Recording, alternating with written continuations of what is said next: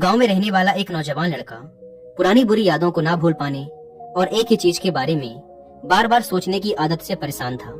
अगर उसे कोई कुछ कह देता या फिर उसके साथ कुछ थोड़ा सा भी गलत हो जाता तो वो बस उसी एक घटना के बारे में पूरे दिन सोचता रहता। वही बात उसके दिमाग में हर समय घूमती रहती। फिर वो या तो अपने साथ हुई किसी बुरी घटना के लिए अपनी किस्मत और भगवान को कोसता रहता या फिर अपने मन में उस इंसान से बदला लेने के ख्याली पुलाव बनाता रहता जिसने उसे कुछ कह दिया था या उसके साथ कुछ गलत किया था। अपनी इस ज्यादा सोचने की आदत की वजह से ना तो लोगों के साथ उसके अच्छे रिश्ते थे और ना ही वह किसी काम को अच्छे से कर पाता था। वह हर समय तनाव व मानसिक अशांति की स्थिति में रहता। उसकी ऐसी हालत को देखकर उसके एक मित्र ने उसे सलाह दी कि यहाँ पास के ही एक बौद्ध मठ में एक जैन मास्टर रहते हैं, तुम उनके पास जाओ, वो तुम्हारी इस मानसिक समस्या का कोई न कोई समाधान अवश्य बता देंगे।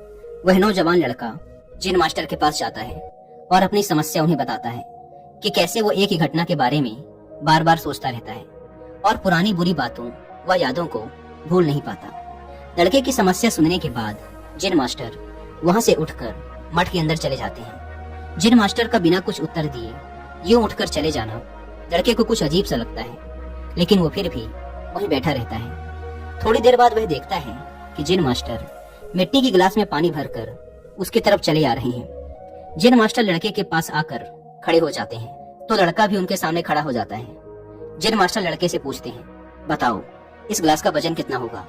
लड़के ने कहा, मैं एकदम सटीक तो नहीं बता सकता, लेकिन इस गिलास का वजन बहुत ही कम है।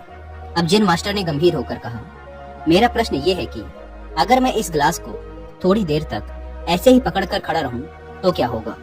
लड़के ने कहा, कुछ भी नहीं होगा। जैन मास्टर ने फिर पूछा, अगर मैं इस गिलास को इसी तरह 1 घंटे तक पकड़ कर रखूं तो क्या होगा? आपके हाथ में दर्द होना शुरू हो जाएगा। लड़के ने कहा। जैन मास्टर ने फिर प्रश्न किया, अगर मैं इस गिलास को ठीक इसी तरह पूरे दिन पकड़ कर रखूं तब क्या होगा?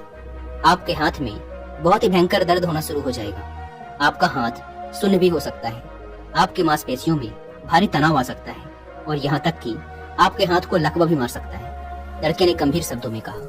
जैन मास्टर ने कहा, बहुत बढ़िया, लेकिन क्या इस दौरान ग्लास का वजन बदला? लड़के ने कहा, नहीं, वजन तो नहीं बढ़ा। तब भला हाथ में दर्द और मांसपेशियों में तनाव क्यों आया? जैन मास्टर ने पूछा।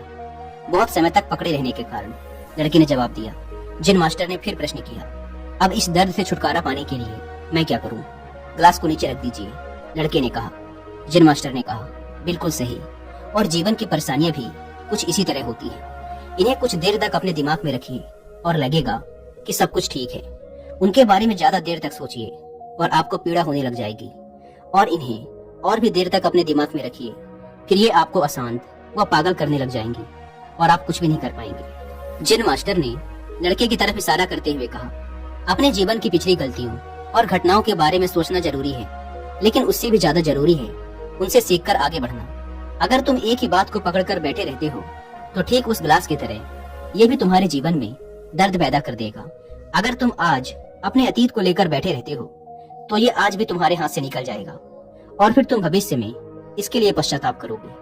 तुम अपने अतीत के लिए जैसा इंसान बनना चाहते हो या फिर जिन गलतियों के लिए पश्चाताप कर रहे हो तो तुम आज से ही वैसा इंसान बनने का प्रयास करो और कोशिश करो कि आज तुम वैसी गलतियां ना करो जिसके लिए तुम्हें भविष्य में पछताना पड़े। इसलिए चिंता करना बंद करो और अपने आज के कर्मों पर ध्यान दो, क्योंकि चिंता व्यक्ति को उसकी चिता तक ले जाती है।